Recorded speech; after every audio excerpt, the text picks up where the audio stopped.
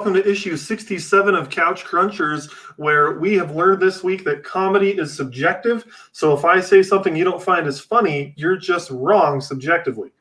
With me, I have got two guests from Absolute Geek Podcast. We have got Kyle. Say hi. What's up, everybody? Got Matt. Hey, what's going on? And we got this other guy that he's cool, I guess. Lance. I'm just here to spectate. I'm just cool. Thanks for joining me, guys. We've been meaning to have some of the Absolute Geek guys on for quite a while. It's been a little bit. I was on their show last week, so if you haven't checked out Absolute Geek lately, check out their last episode. You'll hear from yours truly. But yeah, we're excited to have Matt on. We had Kyle on impromptu once, and that was hilarious because we were talking about Spiderman Far From Home, and he hadn't seen it. I still haven't seen it. But this week you've seen the movie, right? I did. He actually saw Joker. We're so proud of you. I know. I know when you were on, you were like, I hate going to the movies. People suck. Oh, yeah. I still feel the same. Fair enough. Hey, Larry, thanks for joining. Larry, STS guys. Appreciate you tuning in. All right, cool. Well, let's get into our topics. Unlike Absolute Geek Podcast, we're not going to talk about colonoscopies. Oh, we are darn. they're so exhilarating. No, but does anyone actually have something to share before we get into Fab or Flub? Lance, any teaming things on your mind? Any bowel movements you wanted to talk about? No. Oh, all right, cool. All right. Well, did we rehearse something and I forgot? No, I'm just being goofy. Wait, you guys rehearse? No. Yeah. That's why. Right. That's why we stopped doing the whole flubulous thing, because it never worked. Gotcha. All right. Well, let's get into Fab or Flub. If you haven't listened to the show before, Fab or Flub is a segment where we talk about a few headlines and we discuss whether or not we think they're fabulous or flubulous. So with that, let's get into our first headline, which is a big one, and it's been like 2 weeks now. We had our last episode like the day before this was announced. But Spider-Man is back in the MCU. What do we think? I think it's great. Yeah. That's where he should be. Even though Kyle still hasn't seen the last movie. Right? You know what? I have it reserved in my Redbox bag. I just have to make it to Walmart and go get it. It's in kiosk B. All right. So Kyle's a fab. I'm a fab. That's for darn sure. I don't really think that you could say anything other than fab. Corbin last week on Absolute Geek had very negative things to say. Because Corbin got... That's because Corbin got owned. Because Corbin got owned. And he lost the bet. Yeah, now he's got to man up and live up to a bet that he should have never have made, but he decided to make. He hasn't lived up to it yet? Not yet. I'm a little wondering. I'm wondering how that's going to happen, or if at all. Oh, I'm going to hold him to it. It's going to happen. It's going to be awesome. I can't wait to listen to it. Yeah, so just so you guys know, Corbin is he's on a podcast called Comic Playground, and he made a bet with Absolute Geek that if Spider-Man came back into the MCU, he would get on their podcast and tell everybody that they are the best podcast in the world. It's going to be fantastic. And then the next day, Frank Caliendo is going to be brought in for murder charges. And Corbin was on our show a few weeks back. If you guys are regular listeners, you heard him. If not, we're talking about a friend of ours who's been on the show before. Well, Matt, what do you think? Do you have any different opinions on this Spider-Man news? I mean, I've been saying it since the beginning. I think I've even said it in your guys' chat a couple times that this isn't surprising to me, and it's all how business is done nowadays. So I never believed for 1 second that he was going to be gone. Yeah, you think they were just doing it to drum shit up? Well, they were doing it they were in a dispute, and they were doing it in the public to try and get the public's dispute. I think Sony thought, let's throw it out here, and everyone's gonna flip on Disney and be like, "You bastards! How can you do this to us? You greedy bastards!" And that's not what happened. Everyone was like, "Sony, you're an idiot." Like everyone took Disney's side, and I think Sony was like, "They'll take our side." And then when they didn't, they were like, "Oh no!" And then they were in damage control. And it probably had that one guy that was like, nope, we got to save face and keep it going as long as we can. We got to save face. And then finally, I think when they got the phone call from Tom Holland and been like, dude, like, I don't want to do this if it's not going to be in the Marvel universe. That's when they were like, all right, I guess we're going to eat crow. And they went and accepted a worse offer than Disney originally offered them. Yeah, I was actually going to bring that up, so I'm glad you did, the whole Tom Holland thing. To me, it's like Tom Holland just became a true hero in the world. He plays a hero, and now he is one in real life. He brought Spider-Man back. I mean, I think he started crying and they felt bad for him. Maybe. I mean, but like even Bob Iger from Disney came out and was like, Tom Holland was instrumental in getting this deal in place. Like he helped us kind of level set and realize that it's not just the business that's affected, that the fans are affected. And I think it's great. I think he went to the meeting and reenacted his death scene from Infinity War, and they just felt bad for him. I don't want to go, Mr. Mouse. I don't want to go. I don't want to go. I don't want to go, Mr. Mouse. Yeah, I'm freaking excited about this news. So go back to Disney. But it's only one more movie and one more cameo, right?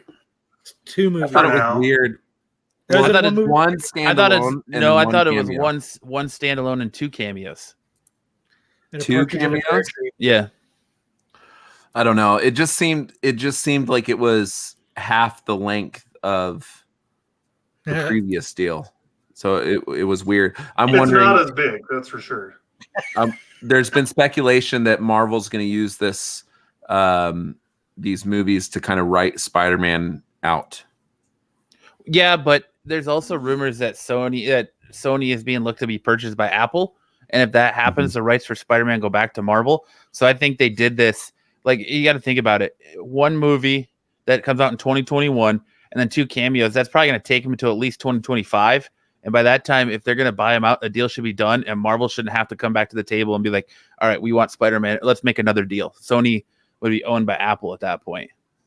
Yeah, I would rather they get bought out by Amazon, but either way, it just means Spider-Man. Yeah, because I know Amazon was in that those discussions as well. Yeah. I like to have been in that discussion. Yeah, I wish I made enough money to be able to buy a movie division of a massive corporation. Can you imagine sitting in that? You know what I mean? Like, they probably just had Starbucks and were just fucking her off. You know what I mean? But yeah, I don't know. Just watching YouTube videos. Well, that deal went through, but a deal that did not go through is the Hulu TV show for Ghost Rider. That is officially dead on the water as far as right now. I mean, because technically Spider-Man was dead and then he came back, so who knows? But I don't think Ghost Rider's coming back from this one. I think that Hulu deal's done. What do you guys think about that? I just don't think there's enough draw for it. And that's what I was going to say too. The version of Ghost Rider they were going with, they weren't going with Johnny Blaze, so I just don't think there was that much demand for it. People aren't screaming for Ghost Rider the way they're screaming for Daredevil and all of the Netflix shows to come back. So I think they were just like, why move forward with this project? The CGI alone probably would have cost them a ton of money. Yeah. I mean, I really enjoyed the character that they were basing it on. It was going to be the same actor, basically the same character from Agents of S.H.I.E.L.D., just not officially the same character. And I was excited about that. I thought it was going to be cool, but at the same time, I'm also like kind of fab on this news. I'm kind of excited the show's not happening. More so because I don't really want to see stuff on Hulu. I don't really want this disconnect, especially with a character like Ghost Rider. I'd rather have him in the MCU. And so if we can find a way to bring him to Disney Plus, yeah, it wouldn't be as gritty as you would have gotten on Hulu. But if it's on Disney Plus, then he's in that Marvel Cinematic Universe. And I think that would be a lot better. And I think that's what they're trying to get away from, is having it all over the place, and they want everything Disney Plus. But like Runaways is such a huge hit on Hulu. I think you risk hurting it if you move it to Disney Plus. Sure. So it makes sense not to even worry about starting up, another show on Hulu, because I bet you they looked at their pre-orders for Disney Plus and they're like, oh man, we weren't expecting this many people. And then so now they're just rearranging where they're going to put stuff. I wouldn't be surprised either. Yeah. Yeah. I wouldn't be surprised if they announced it's coming to Disney Plus at some point. I think there's also a rumor that Marvel Television is going to lose all abilities to do live action TV shows. That all that is going to be strictly with Marvel Studios, Kevin Feige's division. So we're seeing Agents of S.H.I.E.L.D. ending after this season. we're probably going to see Cloak and Dagger be ending here soon. We saw all the Netflix properties, and Marvel Television is going to be getting more into the animated stuff. I wouldn't be surprised if we see Runaways either adapted into an MCU property, or it's just strictly the only live action Marvel television property that's still standing in the end, because it does have a good following. Yeah, I still haven't had a chance to watch it. I know you love it, Lance, but what do you think? Would it adapt well? Like, I don't know. Is it a TV 14 type show? Is it more TV mature? Because I know Disney Plus doesn't want to have anything R. Well, it's done by the creators that did the OC, so it has a very like teenage drama vibe to it. So yes, I do think that it could stand alone. In fact, if they were to adapt like a Young Justice type TV show, I think it would have a similar feel, because you're dealing with teens, and it would actually, the show would like fit a young. well in, you mean like a Junior Avengers type thing? Yeah. What did I say? Young Justice. Oh yeah, sorry. I'm still on Joker brain, I guess. But it would fit very well in the CW's current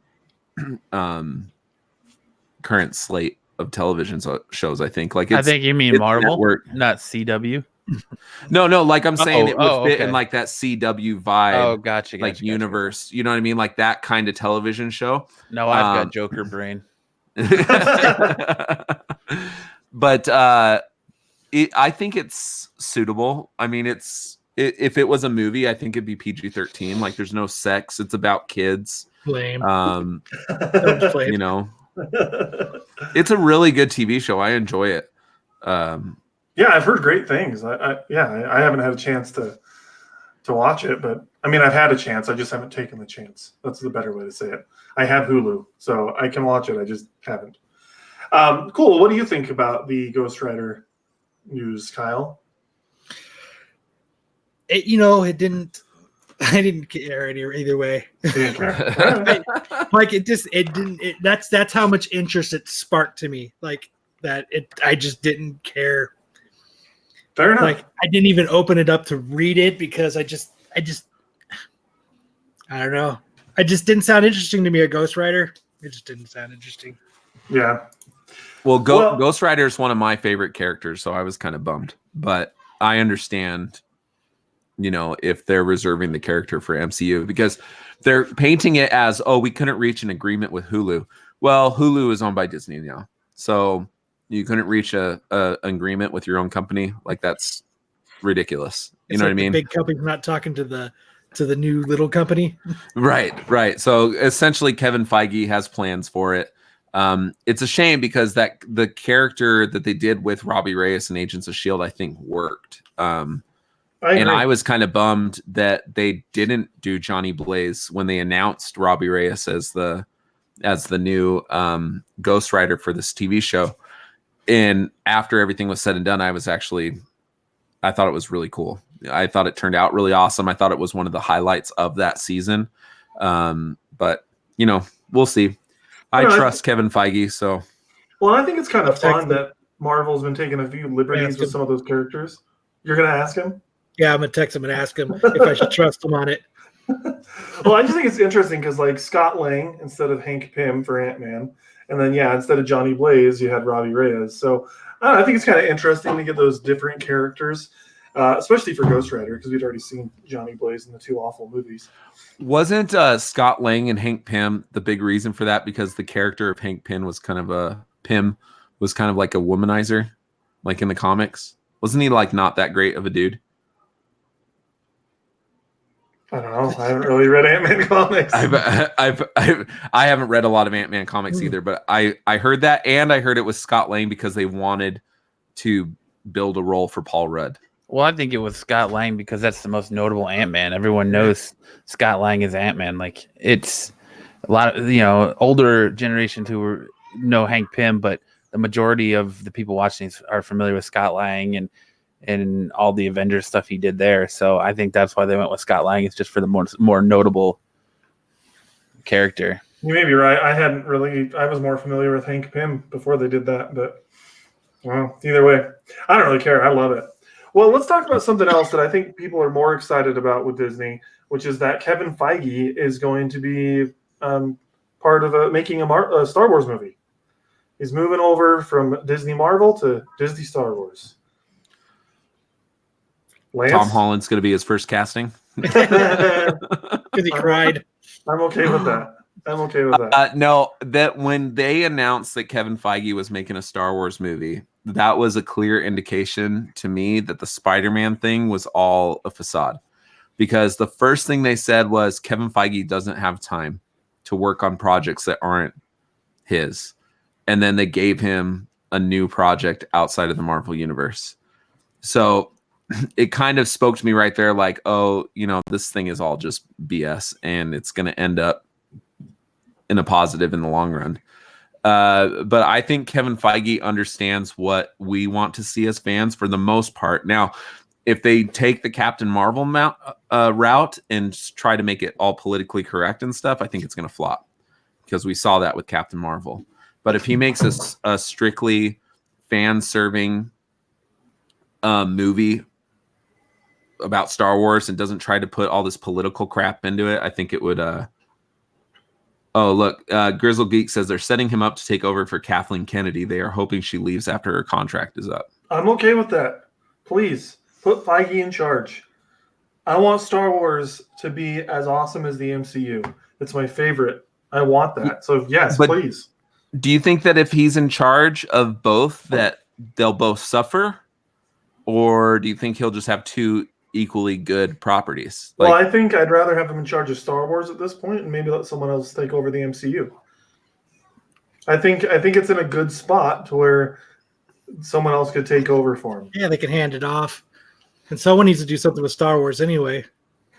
Yeah, they paid so much money for that. They need to make money. Yeah, I mean, they've made money, but I want James Gunn to be in charge of the MCU if they do somebody else. I think that'd be cool. Fire him and then make him the head.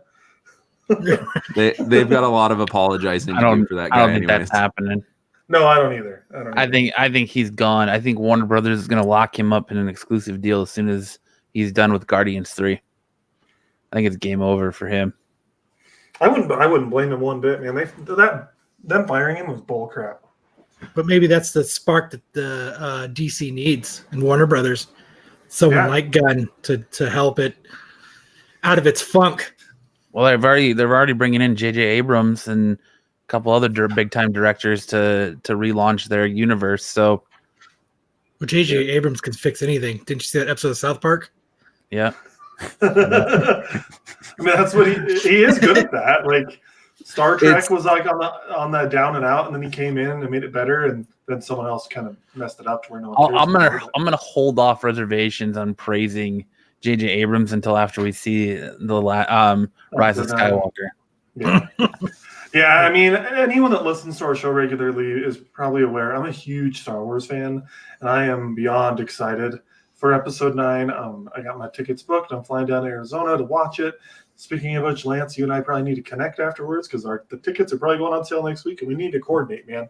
We need to buy those things. I thought you said you had a book. I was just going to ask you. I thought I was going to that. You already booked them? No, we haven't booked them. I'm saying you booked them for your flight. My flight is booked. Sorry. Okay. I misunderstood. See, I'm so excited. I'm like, well, I guess I'm voted off the island. I read it the same way you did, man. No, I'm so excited. I can't even speak coherently. I just love Star Wars. So, yeah, I hope Feige goes to Star Wars and leaves the MCU. I think someone else can handle it. I don't think it would be James Gunn. But, I'm so excited. And you're right, though. Like J.J. Abrams, as far as Episode 9 is concerned, maybe it'll suck. And so then, maybe his title of saving franchises won't be as accurate anymore.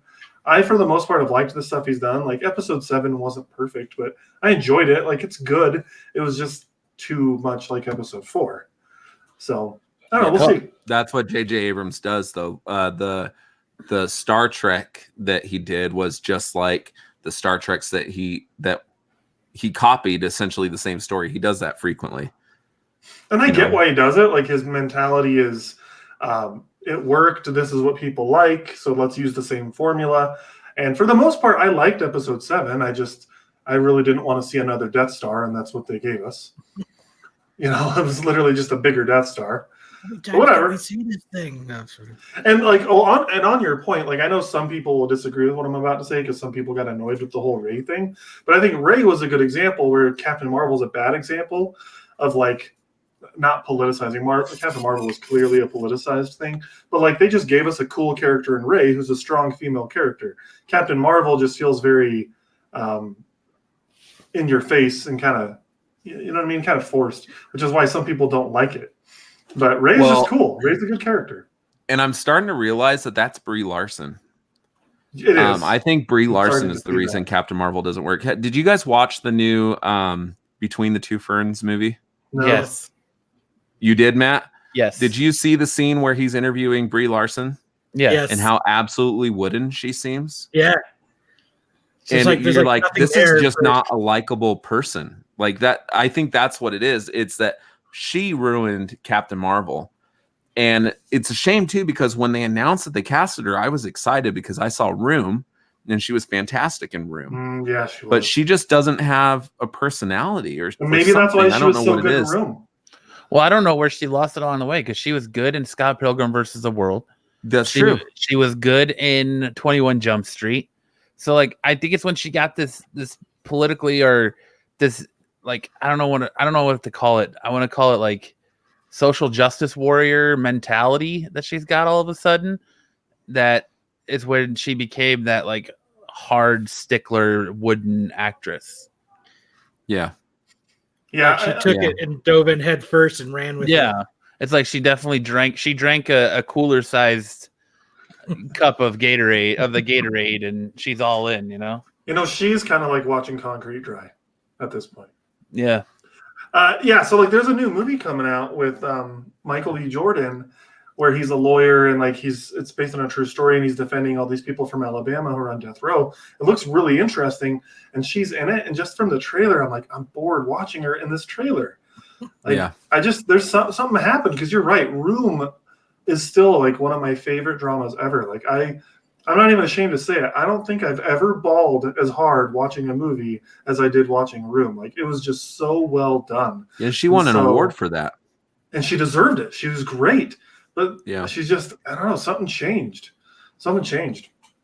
Well, I mean, there's all those rumors going around that a lot of the cast of Avengers didn't want her there based on her ideology and her beliefs and like the way she was pushing things, and like they didn't want to work with her, and they even talked about it in all the interviews and stuff where they're asking, I hear you guys didn't get along, and they're like, what do you mean we didn't get along? Like pushing under the rug to try and like calm down the dust storm, but there's a little bit of truth to every rumor. So, well, some of the interviews I saw, people looked like they just didn't really like her very much. I don't know what it is, man. I don't know what it is. I really wanted Yvonne Strahovski to be cast as Captain Marvel. Would have been awesome. Who's that? Sarah from Chuck. Ronda Rousey. Oh, okay. Ronda Rousey. All right, Yvonne.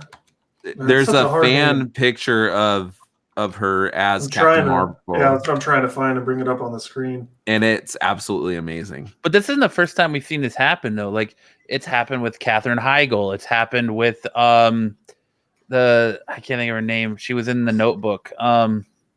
Rachel McAdams. Rachel McAdams. Yeah, this isn't the first time you've seen something like this happen in Hollywood, where the female actress gets these strong ideologies, and then they kind of get outcast as being temperamental and not wanting to work with them and things like that. Well, Rachel McAdams was cast in Doctor Strange, and I thought she worked fine. Yeah. She was really good.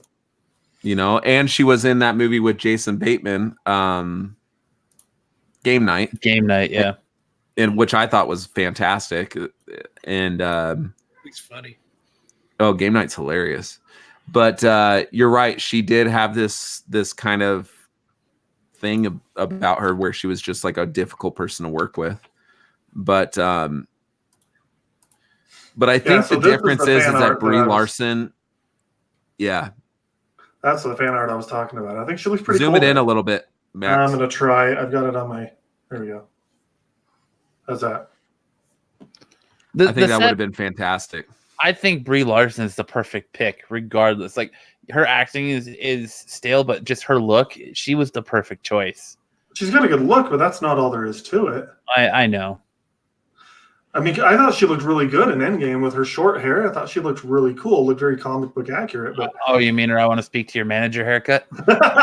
Yeah, but that's in the comic book though. Like, I mean, how hilarious would it have been if Zachary Levi was Shazam and Yvonne Strahovski was Captain Marvel, and those movies came out at the same time? That would have been cool. That would have been really cool. So Mike from Grizzled Geek is saying that Yvonne Strahovski, however you say her name, was Miranda for Mass Effect, and he's absolutely right. And here's the thing.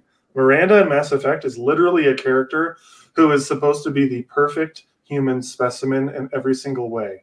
And I think that this actress fits that bill. So good call for that, because she is a very good-looking woman. Yes. If I can figure out how to stop sharing my screen. All right. Well, let's move on to our next little topic here, which is also about Marvel movies. And then we're going to do something impromptu, Lance, that I didn't put on the schedule. But I want to talk about Titans real quick, because I know Matt watches it, and I think you do too, right, Kyle? Uh-uh. Oh, no, but you do, Matt, right? I do, yeah. No, All right, cool. No. I want to talk a little bit about Titans. What's that? What's TV? But before we get into that, I want to have a discussion. And the discussion is this. Martin Scorsese says that Marvel movies are theme park rides, not cinema. What do you guys think about that? He has to watch a Marvel movie to have an opinion. I think he's absolutely correct, honestly. Is he the guy that lives in Europe because he can't come to the USA? No, that's Roman Polanski. Oh, never mind then. That's the Charlie Manson. I tend to agree with you, though, Matt. Like, it just depends on how you define cinema. Because, yeah, clearly they're movies, but, like, they're not high art necessarily. They're impressive. Like, the CGI, the action sequences, the choreography. There's impressive things about Avengers Endgame and some of these other superhero movies, but are they, like, cinema? I think that it's short-sighted to say that, when yes, that is the case with some of these movies, but Marvel has tried so much to put actual depth in some of these movies that they're releasing. I think that there was some depth in Endgame, and to strictly call Endgame a roller coaster ride or a amusement park ride of any sort, I think is short-sighted. Now, you could say that with Iron Man 2. Iron Man 2 has no depth in it. You could say that for most of the movies that DC came out with recently, besides the Christopher Nolan stuff and this latest Joker, and there's some exceptions, of course. But to sit there and just strictly call out Marvel movies, especially for a dude that probably has never seen one.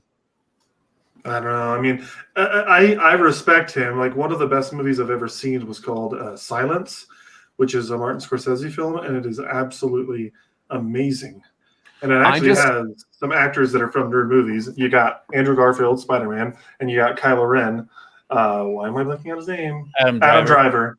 Yeah, Adam Driver. And then you got Liam Neeson, who's Qui-Gon Jinn. So you got all these characters that were in those popcorn flicks, roller coaster rides, and he made an amazing movie with them. But I think his comment brings Marvel movies down to a level where Michael Bay sits.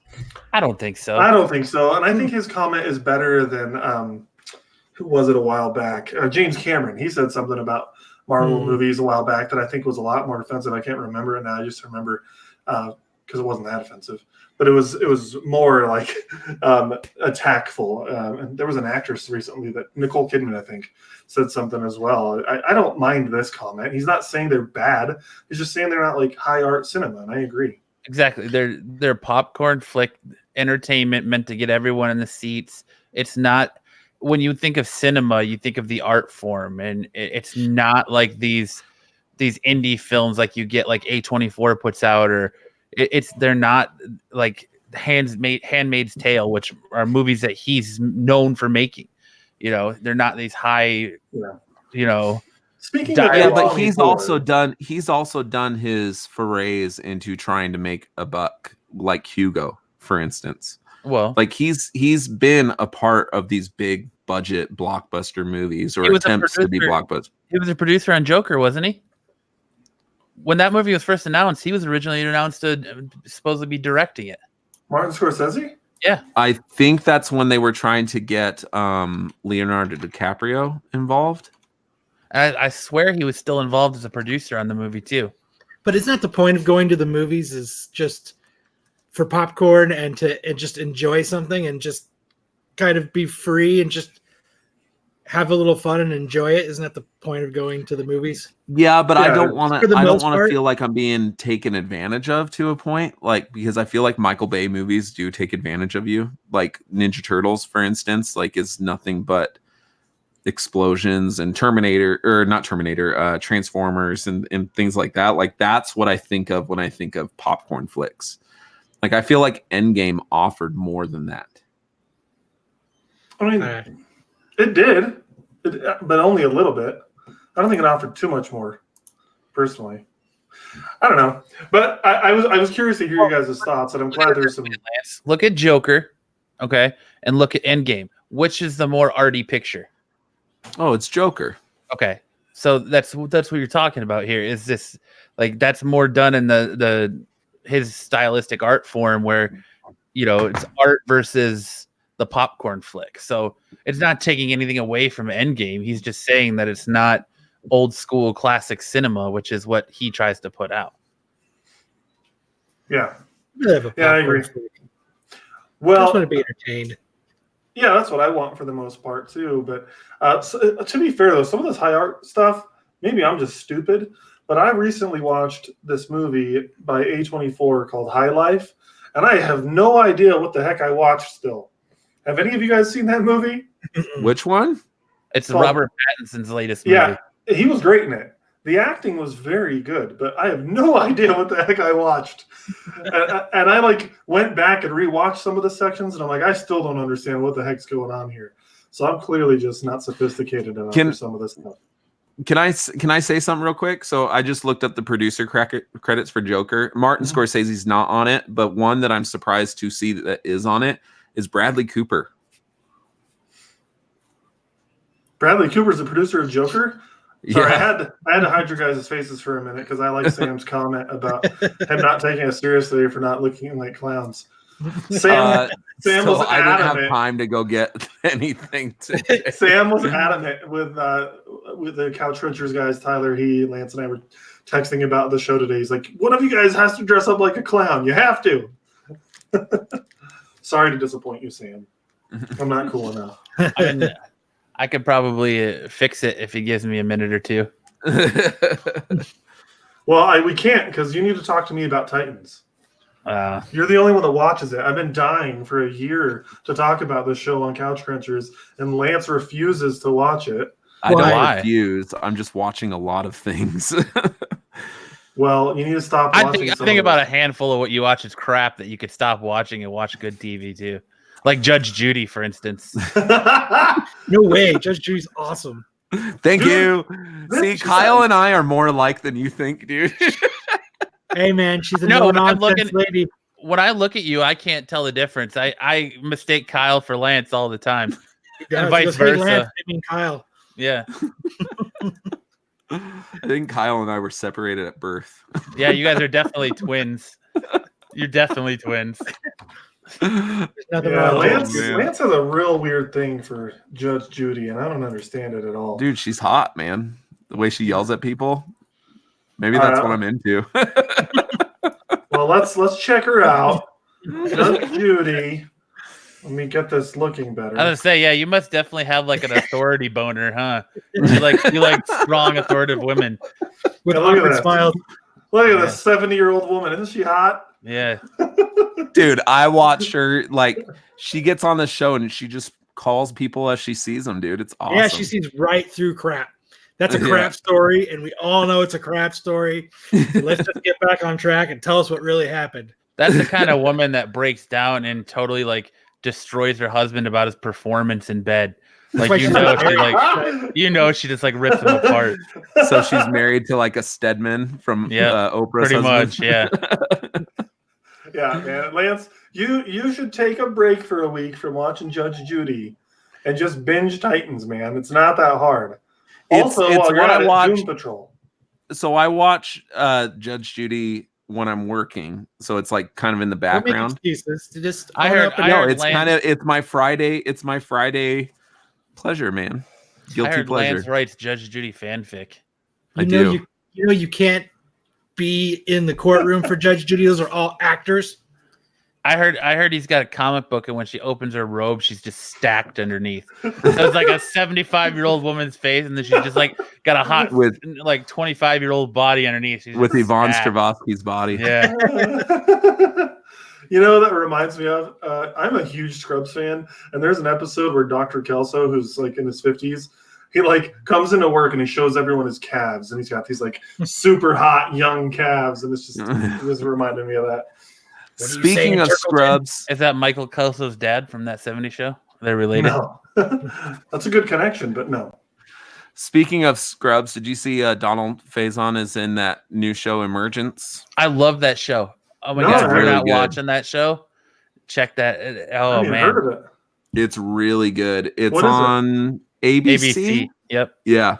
It's only like 2 episodes in. Max, they're on my DVR if you want to log into it and watch them. But I think they're on Hulu too, if I'm not mistaken. But it's a really good show. But yeah, I got kind of excited when he was on it. But although I get kind of disappointed every time I see him, and Zach Braff's not standing next to him. I know there's such a good Right? There's pair. no guy love. It's Guy love. it's such a. I don't know if any of you ever watched the show on when it was on ABC Family called Kyle XY. Yeah. Like it gives me very much Kyle XY vibes Yeah. from watching Emergence. But it's like I can't think of the actress's name, but she played the sheriff in the first season of Fargo, the TV show. And The main actress? yeah, Oh, I didn't realize that was her. yeah, I knew her from Good Girls. yep. She's in Good Girls too. Mhm. But she's investigating a plane crash, and the only survivor is a little girl, and they don't know her name. They know nothing about her, so they call her Piper, and she takes her in. And then this government agency like cleans up the plane crash real quick, and like they're trying to cover it up, and people are hunting this girl. It's really good. It's definitely worth checking out.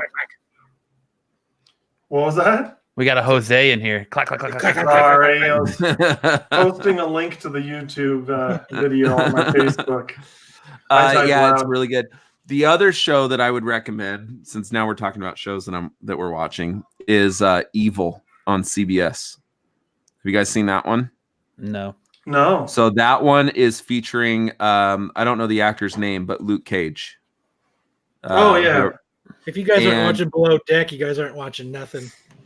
If we're not watching what? Below Deck. Which one's that? It's a Is that show a about porno?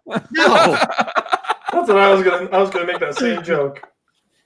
no, it's about they're all on a yacht, big boat thing, and they cater to people, and they're out for a few Usually how days. pornos start. And it's about all the people that are working on the boat. Oh, it's a reality show. Yeah, All right. I was just making a joke, but you guys didn't watch it, so it didn't. Sorry, I haven't even heard of it. But all right. So I want to hear from Matt real quick. What have you No been one wants to hear thinking from Matt. of the? Well, I do. What have you been thinking of the new season of Titans? I love Titans. I love Titans from season 1 to season 2. I think the first episode of season 1 would have been better left as the final episode. The first episode of season 2 would have been better left as the final episode of season 1 if they wouldn't have cut it off. And I understand the reason they did it, to make it to where like Dick Grayson facing off against Trigon was a more interesting end point, cliffhanger point. But then it felt like the first episode of season 2 was an ending, because they get into Titan's Tower and it's just like, okay, what are they going to do next? And Yeah, I didn't like that they just gave us basically the end of season 1 as the first episode of season 2. But whatever. Like, I still really enjoyed the episode, but it was kind of weird that within like 20 minutes of episode 1, season 1's conflict was resolved, and then the next 30 minutes of the episode was just setting up season 2. Kind of weird, but I've been loving it. Have you watched the latest episode? yep.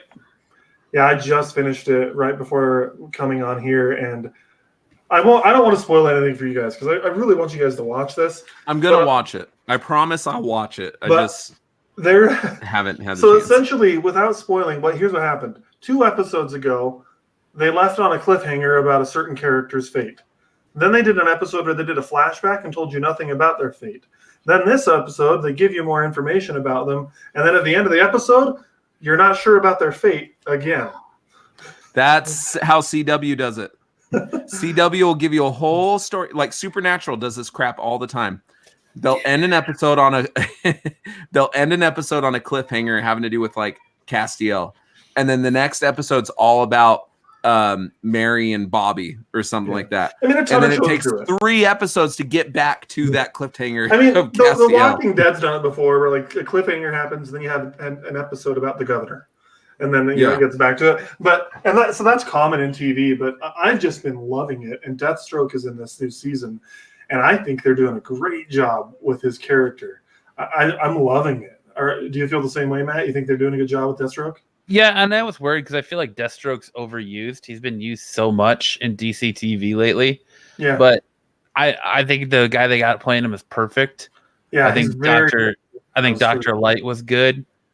I mean, we haven't really seen much of Deathstroke yet, but just like his psychological games that he's playing right now and the stuff that he's doing to the Titans and he's done to the Titans in the past. Like, I love the flashback episode last week's episode. So good. I love it.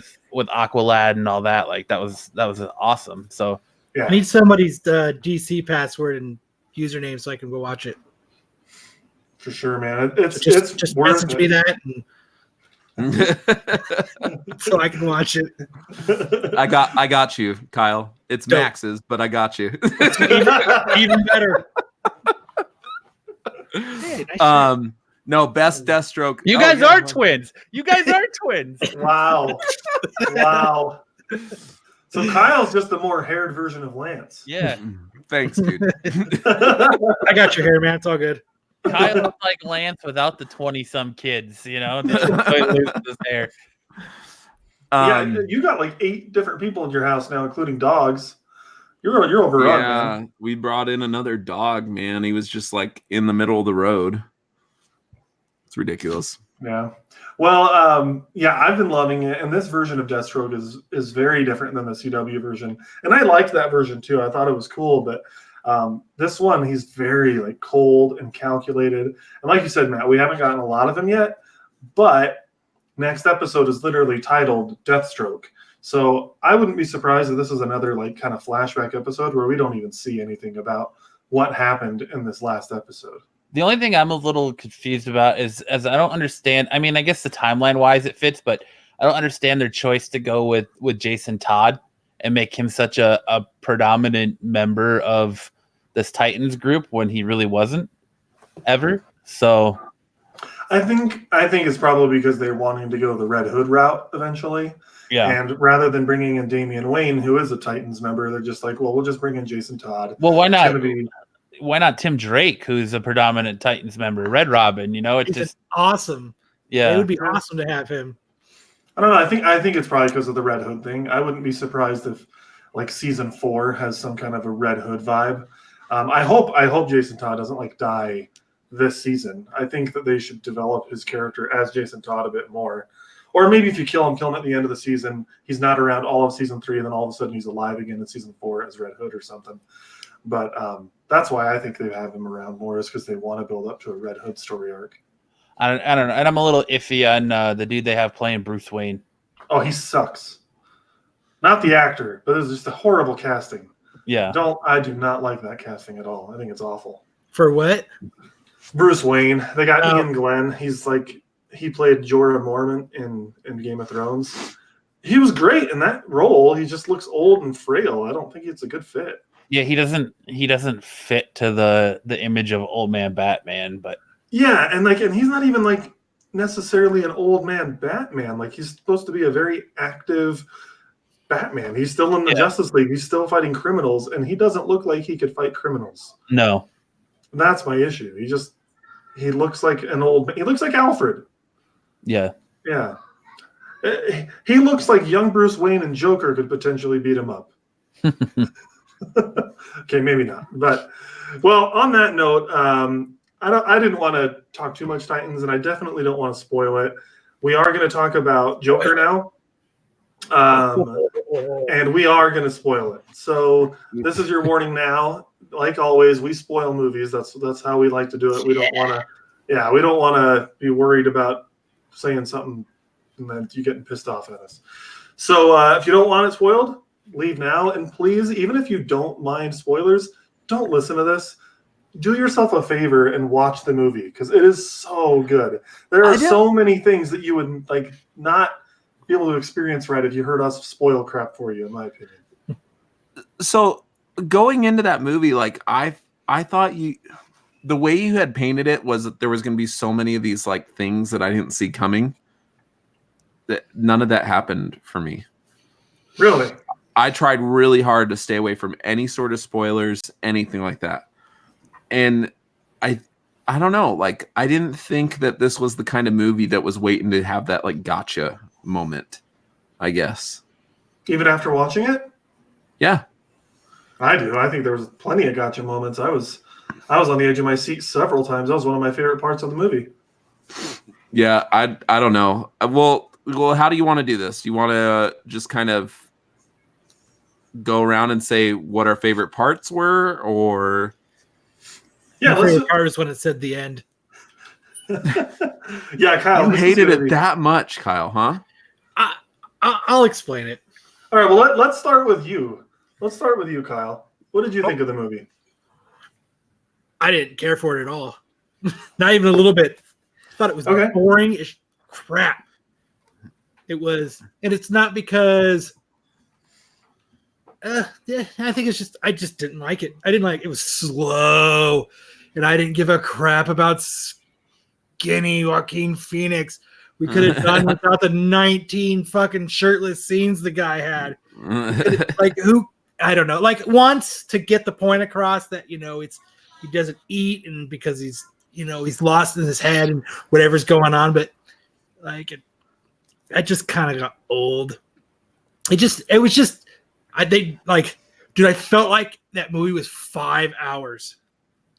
Really? Man. I was like, holy crap, this movie will never end. Jeez, man, that's like it was, and I was like, I tried to go in it super neutral because I had totally and completely crapped on it. Like I made fun of Matt for like a half hour, 2 months ago. And I was like, you know what? I'm going to go in neutral. Cause I was really hoping, like everybody was saying it was great. Holmberg gave it a 4 out of 5. Like people I didn't expect to give it good reviews were giving it good reviews. So I said, okay, well maybe it will. And it just, I still don't know how he got out of the refrigerator. I'm still waiting to figure that out. He pushed the door open. I don't understand what you're talking about. I thought the way those old refrigerators like he had was once they click into place, you could only open them from the outside. No, like I have one of fridges. I have one of those old refrigerators and they have a handle inside. There's like a doorknob inside those old refrigerators. Is there? Yeah. Well, I don't know. That thought never crossed my mind, like how he got out of the fridge. Yeah, Like that didn't cross my mind. But you don't remember all the talking a long time ago that was like never get inside of a fridge because you can't get out? I think it was more so that children can't get out. Like children didn't know how to get out. I don't know. It never crossed my mind. I guess you I think I really liked this movie. I thought it was very good. I do think, however, a lot of it was predictable. Because it follows along a lot of the same tropes that that the last Nolan Batman, Dark Knight Rises, follows, where you have the city is like kind of at odds with each other. You have a protagonist, which in Dark Knight Rises it was Bane and Talia. Al Ghul. What's her name? Yeah, you have them leading this uprising of these people, like deplorables, I guess you could call them. And in this, you kind of had the same thing, but in this instance, it was the clowns. It was Joker. But then it never really gives kind of the people that substance, I guess. I don't know. Like, I just kind of felt like there was a lot to be worked with as far as why these people had so much unrest, and in the end, they just turned into like Jokers, like ghouls. I was think the I've one got a complaint I theory have. about that. I've got a theory about that, and I'll let you finish, and then I'll lay my theory down on you, and we'll see if that changes your mind. Okay. But a lot of the stuff that I thought was maybe placed there to be kind of like spins in the story, like, I don't know, like I kind of saw them coming. Like, for instance, excuse me, his mother was so infatuated with Thomas Wayne. I said, oh, it's going to come out that she thinks Thomas Wayne is his dad. I called that within the first 30 minutes of the movie. And then I'm like, and then as soon as he goes to the gate and that guy says, you're going to be made a fool of, I'm like, oh, he's not his dad. You know what I mean? Like it's just kind of like, it didn't do a really good job of keeping anything like hidden or secret. And I don't agree with you at all. Yeah, I don't either. Really? Because Yeah. I called. No, I did not see the dad thing, and for a while I started believing it. I was like, "Wow, they're going to go with like Joker as Batman's older brother here," and then I was like, "Oh, okay, so he's not." And then I'm like, "So then what the heck's going on here?" And then you find out he's adopted. So you're like, "Oh, okay, so the Joker really doesn't have an origin. We still don't know who he is." And then he was hallucinating people. I didn't expect that. It made sense, but I wasn't like expecting all these hallucinations. So like, I didn't see any of that coming. Yeah, See, the first scene. The first scene where him and Zazie Beetz were out on a date, I looked at Anna, I said, she's not really there. Which makes perfect sense, because I have to say, man, when she came to the door and like which ended up being in his mind, I was like, were you following me? And he says, yes. And then they're getting together. I was like, what the heck? Why is she getting with this creep? That moment, I'm like, oh, he's hallucinating all of this. Like, because he's demented, he's disturbed, he's obviously malnourished, he's unhealthy, and Zazie Beetz is a very good-looking woman. Yeah. I am sorry if that's a stereotype that pretty girls don't go for ugly dudes for the most part. Like, otherwise than every Kevin James sitcom I've ever seen. Opposite of everything I've ever seen in my life. Have you never been to a Comic-Con and seen the quality of women that are with these nerdy, just fugly looking dudes? Ever watch King of Queens? Yeah. That's what I'm saying. The King of Queens, and every Kevin James sitcom I've ever seen is real life. Then it just, I'm sorry. Kevin James is hot. You just don't get it. I give you the father thing because I saw that coming too. I did not see the twist with his mother coming at all. That caught me completely off guard. The adoption thing. Yeah, well, she had a lot of disorders too, right? And that she abused him and tied him to a radiator, and her boyfriend beat the shit out of him. Like, sorry, I shouldn't swear on here. I know you guys are a family-friendly show. No, you're good. You're good. I swear all the time. beat the crap out of him, and I didn't see that coming at all. See, I don't know, and maybe it's because I'm married to somebody that went through like psychology and stuff like that, has a degree in that kind of stuff. I'm like, something happened in this guy's youth, and seeing how much stock that woman put into Thomas Wayne and how like absolutely she was devoted to him for no reason. Even the guy essentially abandoned her for 30 years. That's the story that they were trying to paint in the beginning of the movie. And I'm like, oh, this is why Arthur is deranged. Something happened to him as a youth. So I kind of knew that something was going to happen. I didn't necessarily see it coming from the mother, but I did think that maybe she invited like a man into their life or something that took advantage of this guy. Well, I did kind of see that coming. I think they lay that out for you in the film because you look at who he idolizes. So obviously he's been the way he dances around. He's very Charlie Chaplin, Fred Astaire. Yeah. So, the way he works, he picks up these mannerisms from these other people, and how much he idolizes Murray, De Niro's character. He's got these influences in his life that obviously raised him, that his mother used against him psychologically and as a father figure to replace what wasn't there.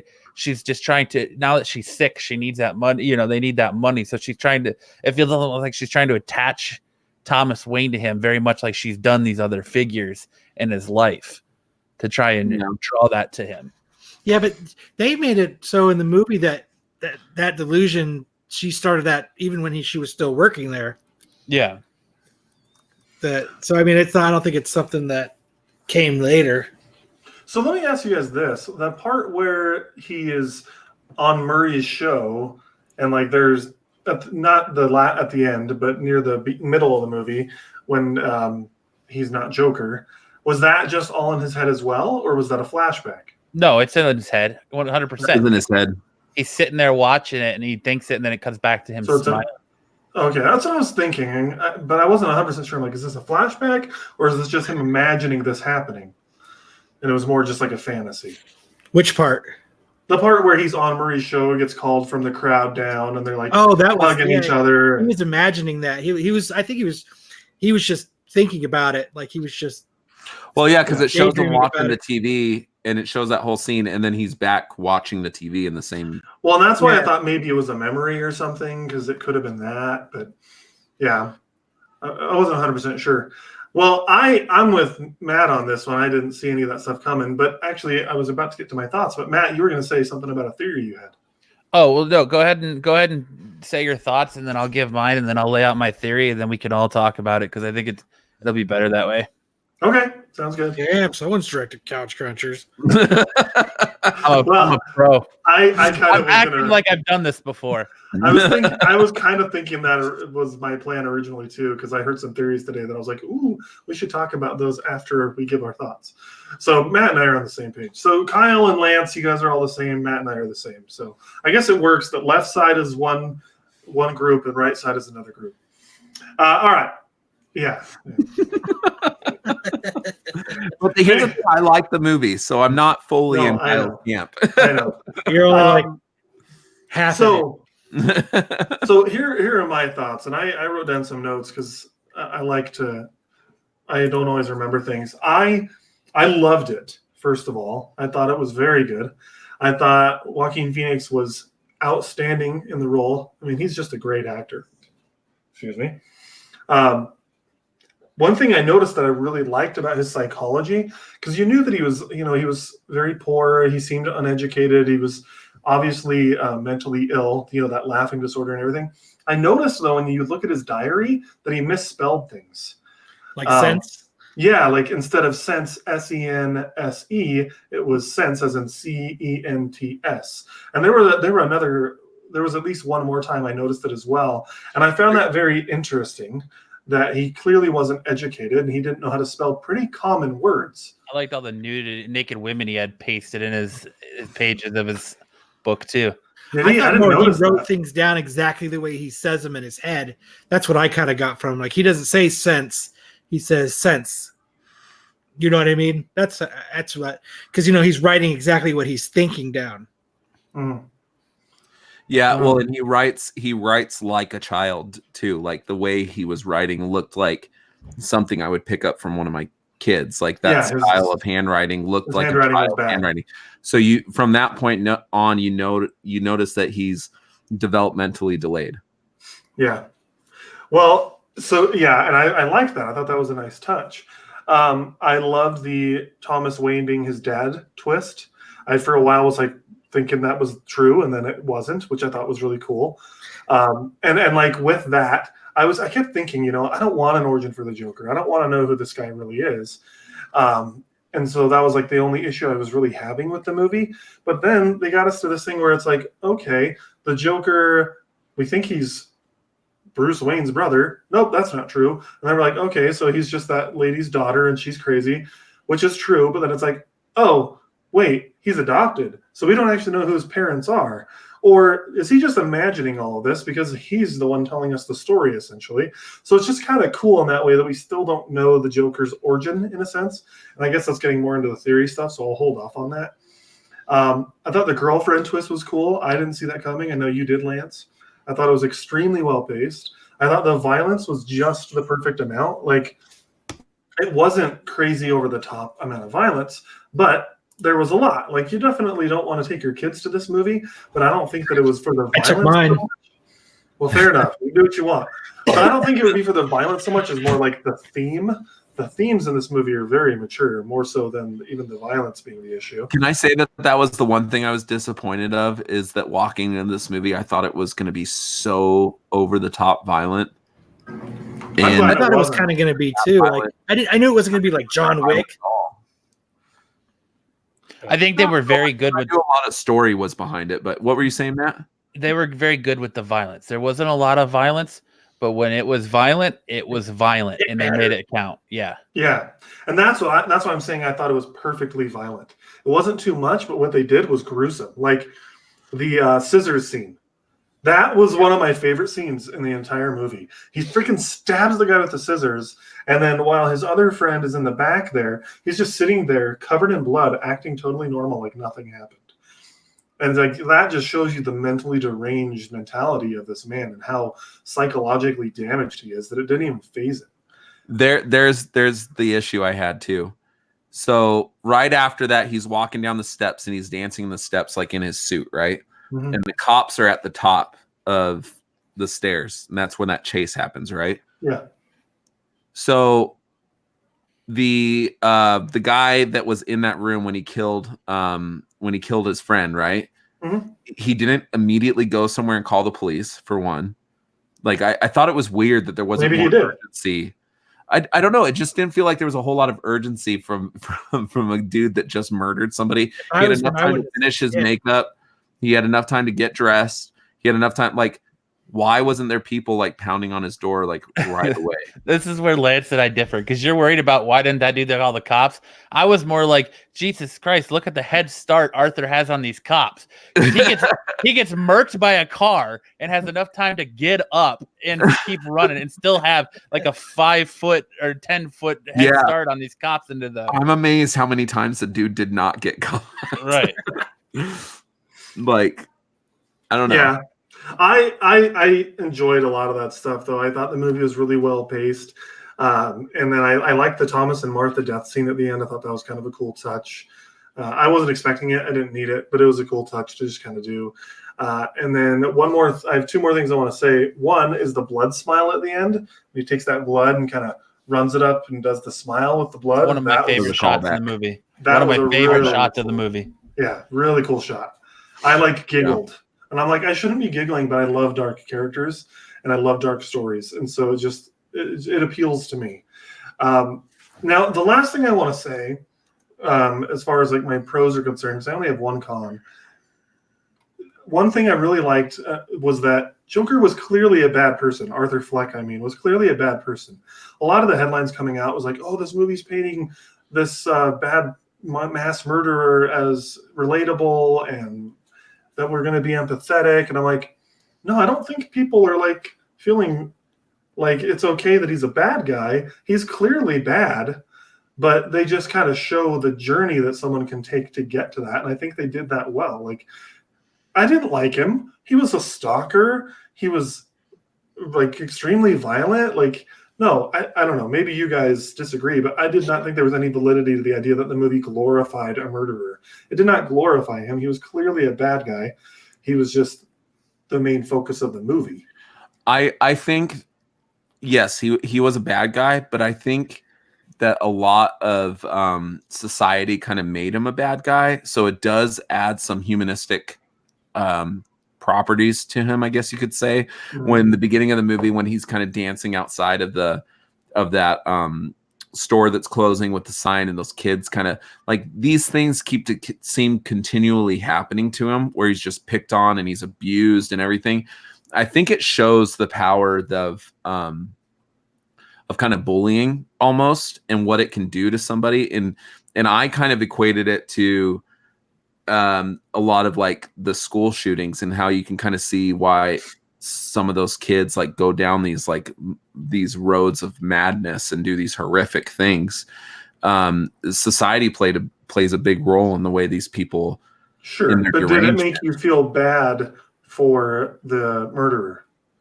It didn't make me feel bad for him to a point. What it did is made me feel bad for society that people treat people that way. Sure. Does that make sense? Well, and I guess the guy is bad still for in control of his actions. Yeah. Like, he still did bad things, but society played a big role in why he felt that he needed to do those bad things, I guess. Okay. All right. Well, Matt, let's. Well, I guess I did have one negative thing to say, and it's not even that big. I don't think the movie needed to be called Joker. I mean, it's fine that it was. I get that brings in people, but it was kind of just a movie about a madman. Yeah, there were Joker-esque things about it, clearly, like the makeup, and there were other things about it, but I didn't think it necessarily. It didn't feel like Joker at a lot of times, and that's not inherently bad. Sorry, I was talking to someone today where I was like, you know what? I think it almost would have been a better movie if it wasn't Joker-esque. Like if it was just somebody else and it was, just he didn't become the Joker. Mm-hmm. I thought maybe this would have been a better movie. Yeah. Well, then it's essentially like Taxi Driver and those kind of movies. Like it's. Yeah, we've seen those things before. It was kind of cool to take those kind of elements from those old movies and put them into a comic book property. Yeah, I don't know. I like that it was called Joker. I didn't mind it. I'm just saying it was. It didn't like. I don't know. I don't know the right way to say this. I think need to be, but I liked that it was.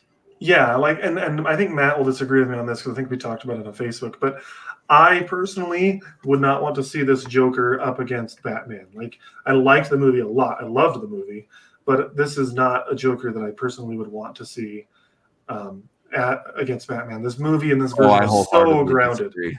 I do too. I wholeheartedly disagree. I am almost disappointed that there's not going to be a continuation. Dude, that's exactly what I said when the movie was over. I turned to Brent and I was like, I wish the Batman movie continued in this universe. Like, I wish it did, and I'll tell you why. And as soon as Max is done. Oh, go ahead. You're good. Go ahead. All right. I absolutely love this movie. I think I give this movie a 4 out of 5. I've seen it twice now. I think that Warner Brothers saves their DC movie properties if they take more of their movies this route. Make it a character study instead of trying to base it off of the property it comes off of. Agree. Look, this movie, my only negative about this movie isn't really even a negative because it's one of the things I liked, but then I'm kind of like, okay, it's too on the nose. It's too on the nose for issues that we have in society today. And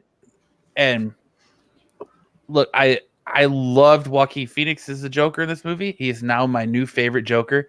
If you really pay attention, and I encourage you to go back and watch it again, if you pay attention, you see homages, stuff he's taken from Cesar Romero's Joker, stuff he took from Jack Nicklaus, stuff he's taken from even Heath Ledger to make his own. Heath Ledger's is the golfer or Nicholson? Sorry, Nicholson.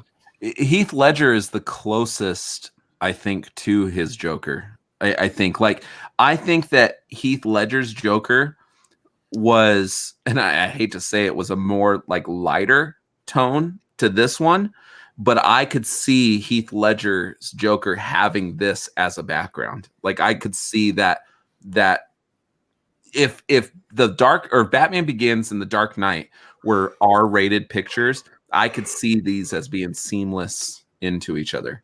I think I liked it. I think you said, Max, that you still like Heath Ledger's Joker more, right? I do. So here's my thing with it. I can't compare. I don't think you can make a comparison to the two because they're totally different characters. Heath Ledger is giving you more of the Joker as you know him, what you're expecting, the what you know from the comics. Just where Joaquin Phoenix had to take this character and give it. He had to build him from just being Arthur Fleck to this breaking point, to the Joker as we know him. So I think that's what makes him the best, is just his transition and how well he played this character. The total originality of it. Right, correct. And I loved just, like you said, how he's just beaten down and how society created him, and like the jokes, like it is that comedy is subjective, and the jokes aren't like haha funny. They're like almost uncomfortable, like the part you guys are talking about where he stabs the dude with the scissors. Well, he comes in with like the movie. It's almost he comes in with the midget and he locks the door. He does things just out of instinct. You see him every time he opens the door, locking it and chain it. and then he kills the dude, and he tells the little midget guy, "You can go," and the dude can't get out of the door because he can't reach the the chain. Yeah, I found that part kind of funny, and I think that is like my dark sense of humor. And I was like, but I didn't want to laugh. I didn't Yeah. want. No one else was, and I was like, I don't want to be the one. To laugh. And My so I whole like theater chuckled laughed. a little to myself. Oh, I laughed. But like what made him, what I think Joaquin did a fantastic job is the laugh when he's laughing, and it's, you can see that it pains him. He's not doing it out of, he thinks it's funny. It's painful to him. Like when he's clutching his chest and all of that. It's not something he's doing out of enjoyment. Yeah. Which really connected with the character. I was like, oh, you know, that's a really good twist to go with all of this. And like, I loved the way they seamlessly do his illusions, his delusions. Like, you don't know, like, you pick up on it where she just like knows his name when she comes to his door, but then she's there for all of this stuff. And it's not until he's sitting in the hospital with his mom that you see these scenes replay, and it shows when she's there and now she's not, you know? So I like that, how they did his delusions. And I just think this movie was an art picture. It was an art film. It was beautifully done. It was beautifully directed, beautifully acted. The cinematography was fantastic. The editing was amazing. If this movie doesn't win Oscars, I'm going to be shocked. I hope it does. I think he's in the running. I'm not sure about the movie per se, but honestly, there hasn't been much better that I've seen this year. But I think that his performance in and of itself was fantastic. And there is a difference, Matt. I picked up on something you said, but with Heath Ledger, the real difference is that Heath Ledger as the Joker, he's kind of performing all the time. Like when he does the pencil magic trick and things like that, like he's always performing to these people. That's not what Joaquin Phoenix's character is doing. No, all of these demented things are out of sheer like awkwardness. You know, like it's not. I almost think that Heath Ledger's Joker knows that what he's doing is deranged, and he's doing it almost to a point to get a rise out of people.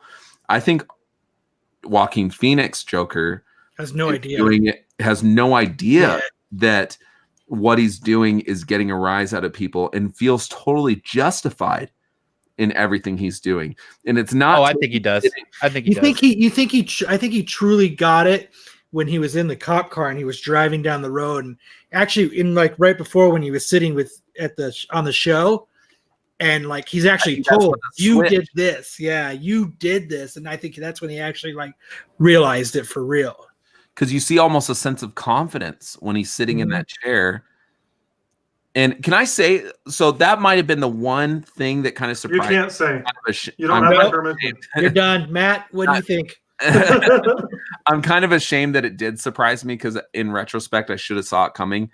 When he shot Murray in the movie studio, I was almost hoping for a second that he was going to kill himself, because I thought that would have, like, I didn't think they were going to set this up at all for the possibility to even be a sequel. You know what I mean? Well, I think he fully intended on shooting himself. It wasn't until he opened his book and he read the line that says, "I hope my death makes more sense in my life." That is when he decided that he was going to shoot Murray. Yeah. It was upon reading that is when he made the choice to shoot Murray. Well, and he was kind of practicing it. Yeah. So he was actually practicing killing himself. Well, maybe he thought that his death in that way wasn't going to make more sense than his life.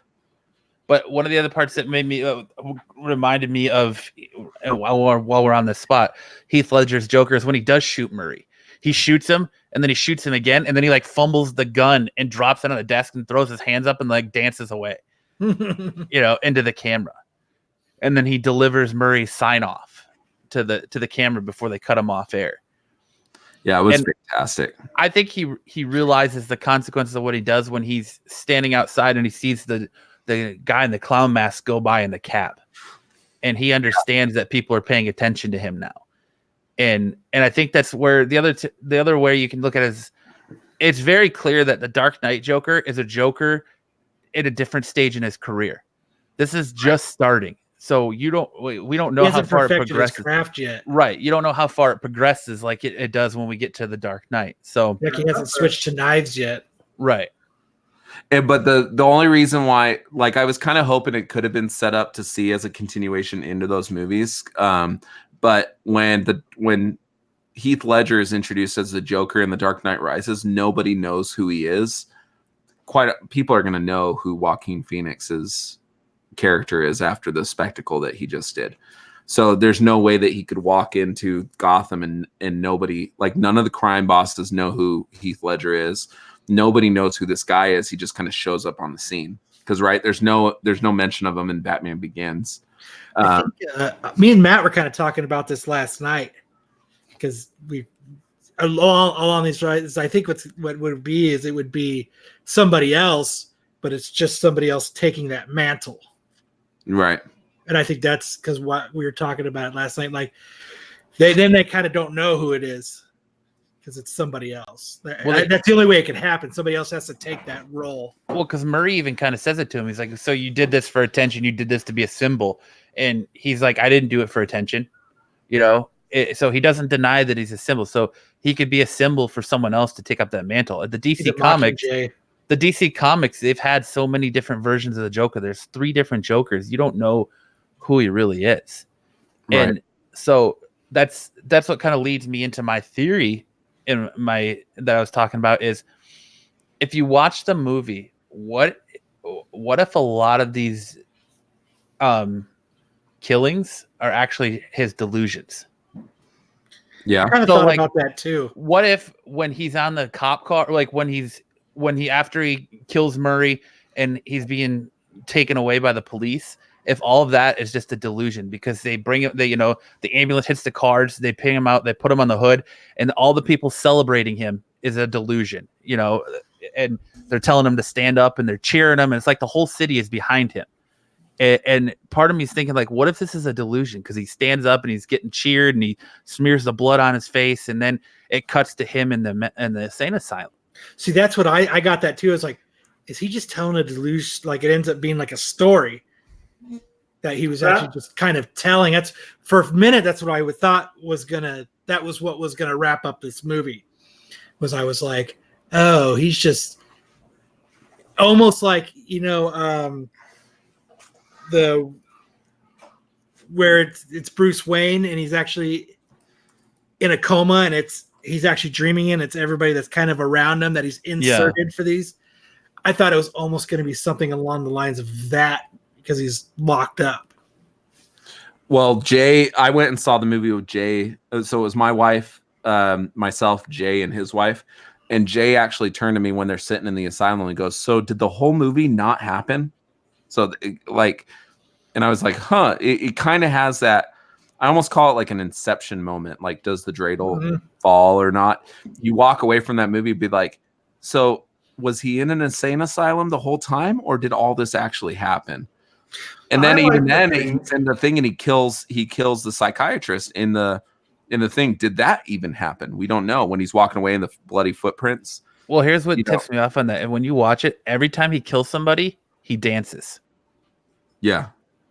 And so, like, when he's in the normal society, he's not dancing and all that. But every time he kills someone, he dances. After he smothers his mother, he's dancing in the mirror when he's dyeing his hair. He's dancing down the stairs after he kills the dude in his house. I took that as like a reset, like almost maybe like doing like Tai Chi to find his self again. He did. Not really. He did the part where he's in the bathroom after he kills the dude in the subway. Absolutely, that's what I thought too. But then when he does like that little Charlie Chaplin scuffle that Charlie Chaplin does when he's getting away from the cops, like after the attack on the subway where the police officer is assaulted, so like after every time he killed, like Murray, he shoots Murray, he fumbles the gun, lets it go, and then he like dances over to the camera, and then he's dancing on the hood of the car, it's like every time he has these delusions, it's like he's dancing. Like he has the delusion that he's going on a date with Zazie Beetz' character. He comes home and he dances with his mother.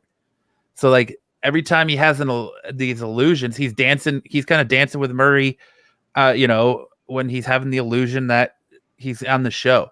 So every time he's in these illusions, they associate it with him dancing. So that's what kind of makes me wonder if a lot of these killings aren't just him being delusional. Like maybe he did kill the guys in the subway, but then the end part after he was arrested is all just a delusion. Like he killed Murray and they took him away and that's it. Like him being the hero, it makes me feel like them spinning it to make him look like the hero is a delusion in his head as to why he does things. See, the vibe I was getting, I kind of got the story vibe as well. And a few weeks ago on the show, we were talking about how Heath Ledger's Joker, every time he talks about his scars, he tells a new story. So you don't know which story is true, and probably none of them are. Exactly. And so that was kind of the vibe I got, is that, yeah, he was telling a story to the psychiatrist, and it might not be true at all. Maybe his name isn't Arthur Fleck. Maybe he's just some crazy guy, that came off the street, and they don't even know his name. So I don't know. To me, it kind of opens up so many different theories that can kind of make a lot of fans happy. If you want to believe that he has no origin and it was all made up, cool. You can believe that, which is kind of what I want to believe. But if you want to believe that like what he told was true or that only some of it was, you can believe that too. And I kind of like that, just like with Inception. Did it fall over or did it not? I think it did. Other people think it didn't. Was this whole movie fake? Was part of it? Was none of it? Whatever. Or was all of it real? I don't know. And I think that's kind of a fun thing to think about. The one other thing I absolutely loved is they just reaffirmed the fact that Batman and Joker are connected and you can't have one without the other. Because even though he didn't kill Batman's parents in the alley, he was responsible for it because he's the one that started the uprising. And the dude that killed him wearing the clown mask says the same thing to Thomas Wayne that he says to Murray when he shoots him. You get what you deserve. Mm-hmm. Speaking of that, Murray moment when he's on the show was incredible. Was so cool. Him just sitting there all nonchalant, having that conversation with him on live. And I did kind of see the killing Murray thing coming. Like I thought that was going to happen. But still, it was shocking and really cool. That scene was so well done. If I had to have a favorite scene out of that movie, it is that whole thing. Him going on there knowing that the reason they called him was because he was the butt of a joke. Yeah, right. They called him to make fun. Yeah, so him going and I would, and him just like, you know what? Forget it. You guys want to hear the truth? I would have to say that scene is probably the best scene out of the movie if I had to pick one. Yeah, I love that. Sorry. Okay, I moved the gauge over that I liked it a little bit. So the other scene that drives me to believe that it might be that this is all a delusion is when he's in the office getting yelled at by his boss, and his boss is yelling at him about the sign, and he just starts smiling, and it cuts to the scene of him like kicking the trash bag in the alley. And the way it's shot, it literally looks like you would see it in a movie where, they've killed the dude or beat him down and threw him there, and he's just stomping the hell out of him. That was what it looked like to me too. And then that just gave me that vibe the rest of the time sitting there the second way through that maybe this is all just an illusion or, one of his hallucinations, and it's all an illusion in his head and it's not really happening. Maybe. But I wish Corbin was here because I was going to have a throwdown with him about how he doesn't think Batman works in this universe and how, and his quote, his words are, there was no connection to the two characters. That's all there is. He did not say that. That's exactly what he said. He said that there was nothing that connected the two to each other. There was nothing that connected the relationship to Joker to Batman as we know it. Well, and it was all there. Like you can look at him screaming that he's Bruce's brother outside of the gate in front of Alfred, to him saying on TV that he's got a problem with Thomas Wayne, that he's got a grudge against Thomas Wayne, to the he's right there in shouting distance of the robber for the "you get what you pay for" comment. Like it's all there. He was like, well, Bruce didn't see the telecast, like he wouldn't know. But you can see it later, right? Everybody's seen it. It was like they showed it was on like every channel. I think if you went with Arthur Fleck later, a little bit down the road, and they're bringing in Robert Pattinson, He's a younger actor. If they wanted to do it like Batman getting into his career and investigating things, I think Arthur Fleck's Joker works perfectly. Yeah, you might be right. I said that I didn't think that he would fit, but once Lance, you brought up the whole Heath Ledger Joker thing, I'm like, yeah, I guess that would kind of fit in that universe. It would work. I want to see more. Like I truly want to see more. Especially because this is the beginnings of a Joker, and I think from here this character is only going to get more and more deranged, more and more psychotic, and that's actually another thing I'm thinking is I think that it's possible that a lot of it, like all of it, was made up once he went off his medications, because they talk about him being on his meds and then he just stops taking them because the psychiatrist dumped him, and I think that's also clearly when things went off the rails. But I saw someone earlier doing a review. Oh, it was a page that I follow. They did a review of the movie saying they don't think that there was any change. They just felt like it was just Arthur Fleck and makeup. And I'm like, I don't think so at all. I think there was a clear progression of his character changing from Arthur, who is more timid, into Joker, who's a lot more confident and a lot more unpredictable. There's two personas. There's definitely two personas. You see it happen right after he kills the dudes on the subway, because he knows he should feel bad for it, and I think that's what the scene in the bathroom represents. He knows he should feel bad about it, but when he gets to the bathroom, he's excited. He doesn't give a shit. He doesn't care that he did it. He has no remorse for it. And I think where the Joker persona clicks 100% is when he kills his mom. When he smothers his mother, that's where I think it clicks 100%. Well, I think that's the last tether that he has to the reality, to his life. You know what I mean? Like he could fully delve into this persona that he's built to himself, because now his one tether to humanity is severed, right? And I walk away. I still don't know what happened to Zazie Beetz when he's sitting in that apartment, right? Sure. She goes, "What are you doing here?" Yeah, because he just walks away. He just walks away. We never. Pretty sure he killed both of them. That was what I got from it. Yeah, but it does not tell you that he did. That was just that's what I took from it. Oh, look who just showed up in the chat, Corbin. So it doesn't tell you if he did, and it doesn't tell you if he didn't. And I'm wondering if he did, because that would have been a touch to humanity that he felt too, because I think he had genuine love for this woman, even though it was a delusional love. It didn't exist and it wasn't reciprocated, obviously. But I'm wondering if that was also a cut from the humanity too. The thing I liked most about this movie is I know that there's a origin story with the Joker where he falls into a vat of that's when he's fluid. The red. Yeah. Mm-hmm. And it basically makes him I don't know if superhuman's the right word, but no, it makes him psychotic and paints it like he's got that white tint to his skin now. And yeah, I love that none of that existed, that this was just a natural progression into insanity. Yeah, and I don't think the vat needs to be there. I mean, Heath Ledger's Joker didn't have that, as far as we know. Well, we don't know how Heath Ledger became the Joker, because he just shows up and he's the Joker. No, but I don't think he fell into a vat. Like, we see him without his makeup on. He's got normal, looking skin. It's not like, some of the other Jokers. I think that, like, you look at it, like, it's the perfect progression. You look at Arthur Fleck and where we leave him, and then you look at Heath Ledger's Joker. It's believable that he would go through that progression. You know, like Max just said, he's not wearing the makeup. There's times in that movie where the makeup's coming off and he's just got normal skin. Like the progression is perfectly done. It can be explained. Like there's especially if you go with the way he just kills people without remorse. You could have Batman in here in a more detective role. I said I want another one, but I want the movie from Joker's point of view.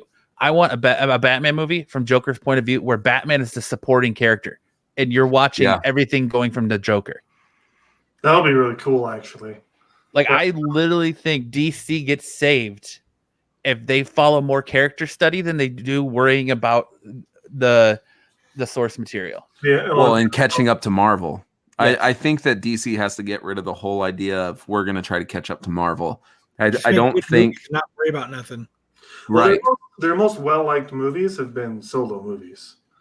I mean, Joker obviously is going to be their best reviewed, but Man of Steel was mixed. But then people really didn't like Batman v Superman. Suicide Squad was another ensemble movie. People didn't like it.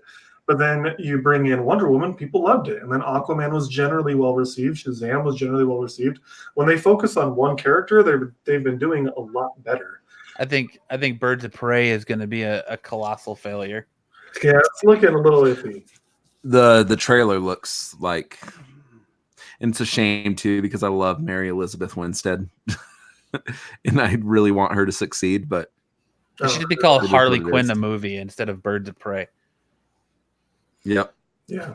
The Birds of Prey are actually going to be. They're going to be. You barely even see them in the trailer. Mm-hmm. They're barely there. It's all her, and most of the dialogue is her. It's a Harley movie for sure. When does that one come out again? Is that next February? Yes, I believe so. February 20th, I think, if I'm not mistaken. Sorry. So essentially, the gist of our show tonight is Corbin's wrong. Is that what we're going with? Is that February 7th? Mm-hmm. That's the overarching theme. He was wrong about Spider-Man. He's wrong about Joker. If you actually name the title, that's what you should name it. Corbin, yeah. Corbin was wrong. Well, awesome, guys. Thanks for chatting about this. Does anyone have any other thoughts on Joker before we give our scores out of 5 couch cushions? I want a sequel. Yeah, absolutely. They hit the perfect. They hit the point of comedy. It's always leaving wanting more, and it's exactly what they did. I wanted more. Well, okay, so I'm open to that, but here's a question though. This Joker looks like he's about in his 40s, and Batman or Bruce Wayne at this point is probably like what, 10?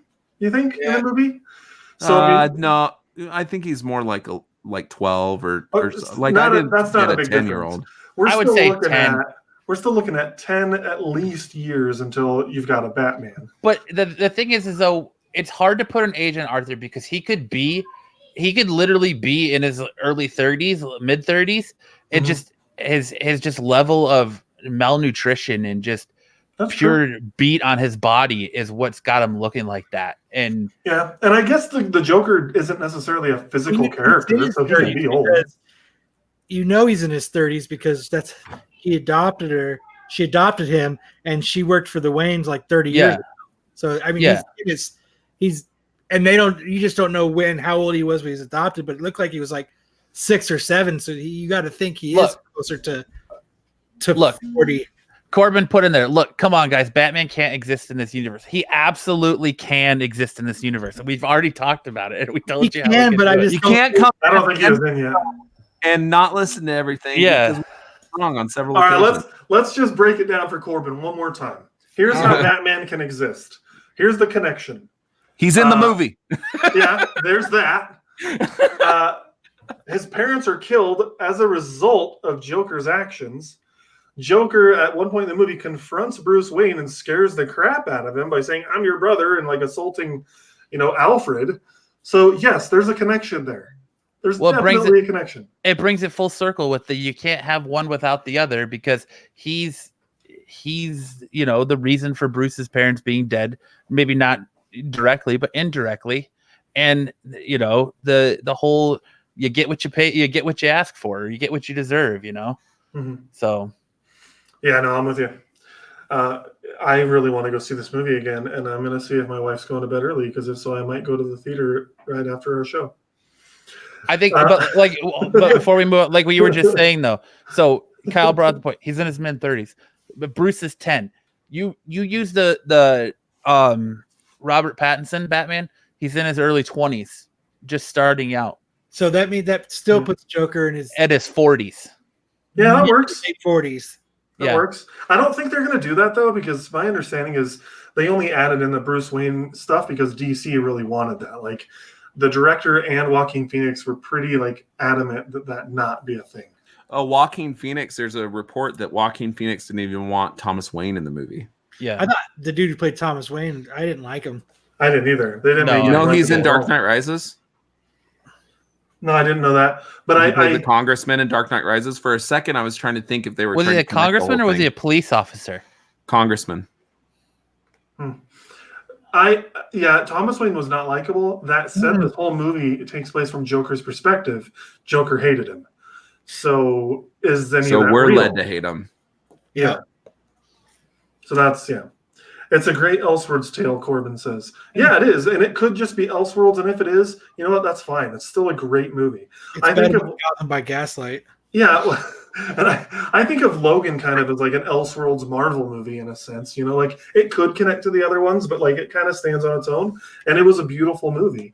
But if I'm gonna rank like the best made ever comic book movies, I'd probably say Joker's like the most well made of all superhero movies I've ever seen. It's like from a cinema perspective, I guess. I think I would say that the two have to be Logan and Joker. Well, I don't think it gets better than that. It's the most well-made non-comic book movie that's using comic material. Comic property, but I don't think Marvel can ever make a movie like this. No, like I don't think that Marvel's characters, they're not rooted in reality at all, and DC is. I think that's the very clear difference between DC and Marvel. Is DC has a lot of characters that are clearly rooted in reality, but wasn't that which is one of the reasons why I didn't think go ahead. So wasn't that the point of Stanley's writing? Is everything was rooted in reality? That was like how he wrote. Yeah, I think that there's portions of X-Men that are, but I don't think I think the reason Marvel movies work is because it doesn't try to make you think that it's real. Do you know what I mean? Like I don't know. I think that's where Man of Steel kind of falters a little bit, is they try to make Man of Steel super gritty and everything like that, which Marvel movies are not. And I think that's why Man of Steel fails, because Man of Steel does fit a little bit better with that Marvel sort of storytelling, that whereas Batman does not. You're probably right. I love Man of Steel and Batman v Superman, but I think if you wanted to make Superman more likable in movie form, you should make it more like the tone of Shazam. Corbin says Logan is a clear step above Joker. I don't think it is. I honestly don't think it is. I love Logan, but I think that this is a far superior movie. It's better made. And Logan was extremely well made. Yeah. I don't know. Let's go ahead and give our ratings, and I think after our conversation, it's going to change. I don't think you can compare the two movies as one's better than the other, because Logan is the superhero movie, whereas Joker it's a case study of a person. It's a character study of this person, you know. But you remember when Logan came out, Logan was kind of supposed to be that way. It was supposed to be a case study of the character of Logan, but when he's more established, the death portion of Logan's life, because it doesn't so much focus on the powers per se of Logan, like where the other X-Men movies do, where he's constantly with his claws out and things like that. Like I didn't think there was as much of that. There's a lot of dialogue and depth that's in Logan, and there's a lot of character development. I think to make Joker a better movie, you know, for people in the mind is if whatever comic book wise, you got to let go of, because it doesn't matter here. Like right. Unless it's the bare bone stuff of what makes Batman, the groundwork of what makes Batman, his parents getting killed, you know, and him trying to take over or save his city. The rest of the stuff doesn't really matter. You can't try to make a point about this movie one way or another using comic book material and logic, because it just doesn't work.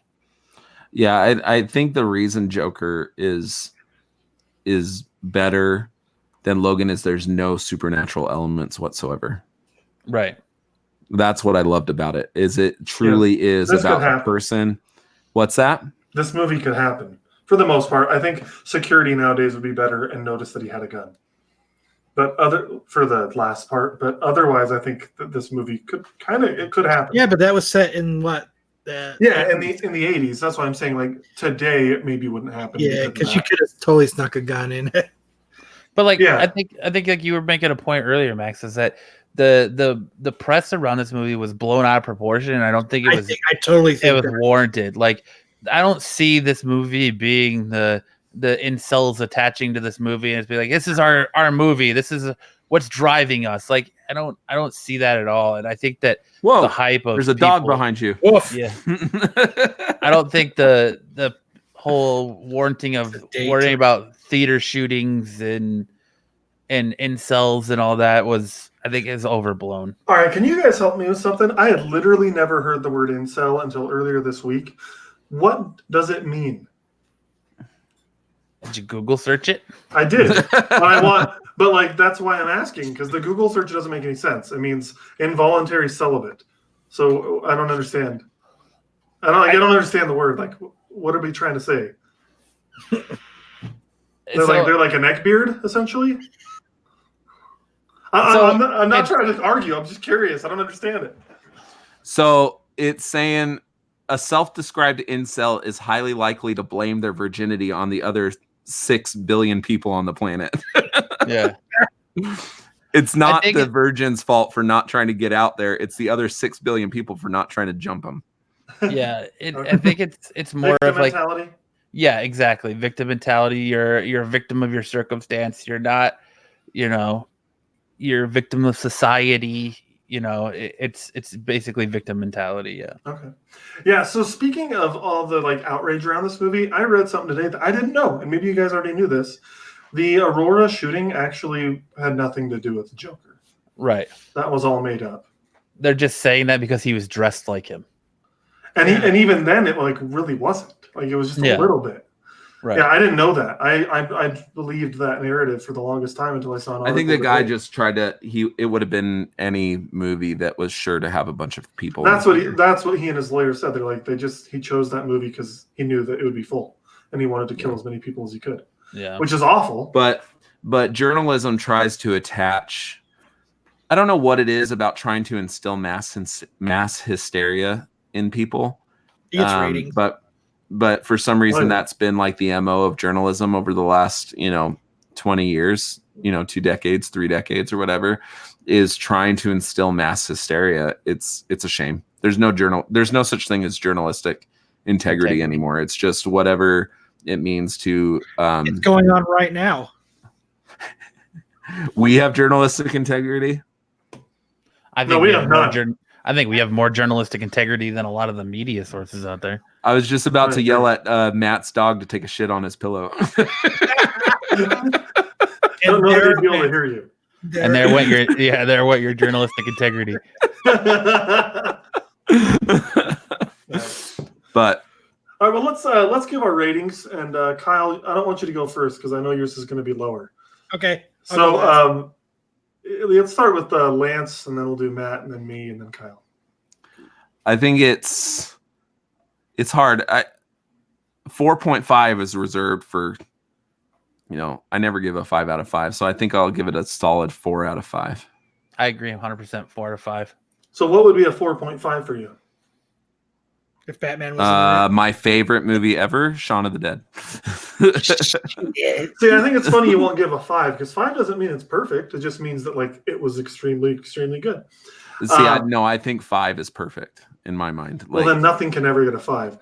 So yeah, I just fundamentally disagree with your rating because I think it's okay to give a 5 sometimes. Which I'm going to give this one 4 out of 5 couch cushions and a throw pillow. I want to give it a 5, but it's just not quite there for me. I honestly think Joaquin Phoenix has the Oscar locked up. The only person I see maybe overtaking him is Adam Sandler if his buzz of uncut gems is he's that A24. Is that the one where he has a goatee? Yeah, it's his A24 film that's coming out. Yeah. Yeah, I want to see that one. All right, Kyle. Well, what do you got? End us on a negative note. No. I gave it. I'm gonna give it a negative 9.8. Yes. No. Yes. I give it a 2 out of 5. Oh wow! Dang. It failed for me. It really did. Really? Wow. I think that it could improve if you gave it another watch, Kyle. I think it invests.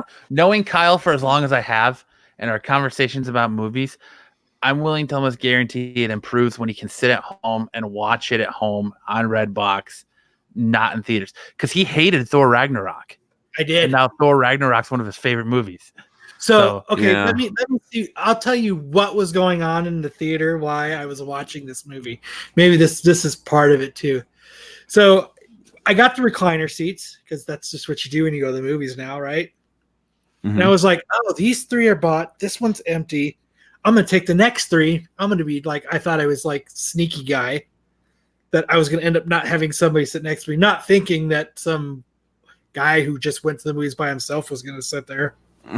Like me. I go by myself all the time. Thought didn't even cross my mind. And this dude comes and sits down, and I don't know how he did it, but somehow he was rubbing his leg against mine. Ugh. And I tried scooting over, and it was just awkward. The dude, and then there was 3 people away from him. They talked the entire movie. Oh. Yeah, Banter, dude, banter. The dude next to me it was my daughter, then it was my son, then it was another dude. And that dude kept checking his phone. Oh. So the dude sitting next to me was taking pictures of the movie the whole time. what with his theater do you phone. go to? AMC Westgate. Yeah, dude. That's You might bad. need to pick a new theater. Yeah, that's rough, man. I hear a lot of horror stories, actually, to tell you the truth, out of Westgate. Like that theater in general. Your experience sounds similar to mine with Hobbs and Shaw. I freaking walked out and I got a refund and a new ticket because I couldn't handle that. I hate that. That's not okay. Maybe that's part of it. Was just distracting. That is You should have distracting. got up, dude. They would have asked him to leave. I'm They not would gonna. have. I mean, Yeah, but why ruin your experience when other people are like just inconsiderate like that? Or just get a refund and go see it another day. I'll just wait for it to come out on Redbox and I'll just try again. Or I'll find it on the internet. See, that kind of stuff doesn't bother me because on my first screening, some dude was running up the stairs and fell in the middle of the movie, and I started laughing at that. And then at one of the quiet scenes, someone farted in the theater, and you could hear it. Like it was like, "Brrr," or like you heard it. It was so loud over the movie. Jesus. I went and saw the reissue of Avengers Endgame when they were giving out the posters and stuff, and it had like the Hulk scene at the end and everything. Mm-hmm. And I went and saw it, and some dude full on like 30 minutes in the movie just fell asleep and was like sawing lumber, dude. Like there was probably like 15 people. It was at the Dolby Cinema, so the Dolby Cinema seats quite a bit of people. There's probably 15 people in this theater, dude, and he was just like going to town, dude, like starting a Harley in the freaking theater. And I couldn't help but just laugh my ass off, dude. In fact, I recorded Absolute Geek and left immediately to that movie. It was that day. And that dude was just, oh my gosh, dude, it was so funny. And then I went once with my cousin's husband. He had never seen it before, and this was also for Avengers Endgame. And there was some dude there that brought his autistic son, which I don't have an issue with, but the kid was like climbing over the seats and like jumping and screaming and everything like that. And I think that sometimes those experiences do take away from That's when you're from the movie going experience. Get over here. Come back here. Sit down. Calm down. I've been to movies like that. Lance cannot keep still sometimes, man. He's nuts. And that's the other thing severe too. ADHD. So that dude was kind of creeping me out. So I like scooted over. So like my back hurt because I was like tense from like trying to lean and stay away. And I just think there's too much other stuff going on. I just don't like going to the movies. Yeah. But I did it. And you've said that a few times. I love going to the movies, but I think I have a theater that hasn't let me down. Like I go to Fat Cats out here in Mesa, Arizona, and so far every experience I've had has been good. It was one of the reasons why I went to the 10 p.m. showing because I thought maybe all that stuff would be done. It's later at night. It's, you know what I mean? Mm-hmm. I went to a 4:30 showing, and it was good. I had people using their phones up until the movie started, but then they stopped.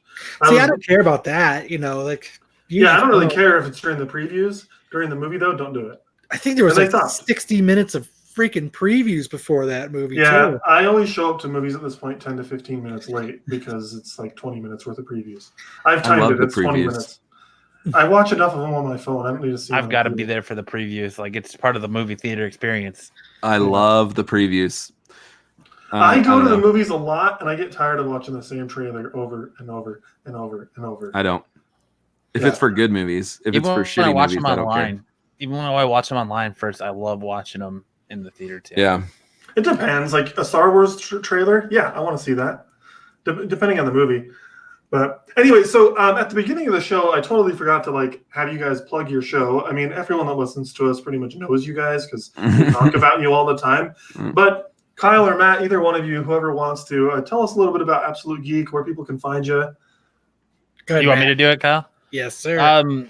We call ourselves, I don't want to take away your guys' thunder, but the premier Phoenix Geek Podcast. You can find us on SoundCloud at Absolute Geek Podcast, on Twitter at A Geek Podcast, on YouTube at Absolute Geek Podcast. We're doing our strive for 200 subs over on YouTube, where when we hit 200 subs, we're giving away a slab 9.8 graded comic book. So you guys, how close are you guys? Up on that?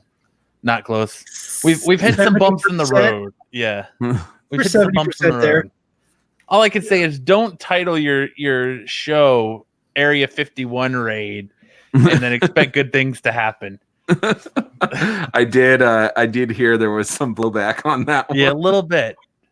Apparently somebody was pissed they're watching 4 fat guys. Yeah. That was like the first comment. Yeah. Why am I watching 4 fat guys talk on YouTube?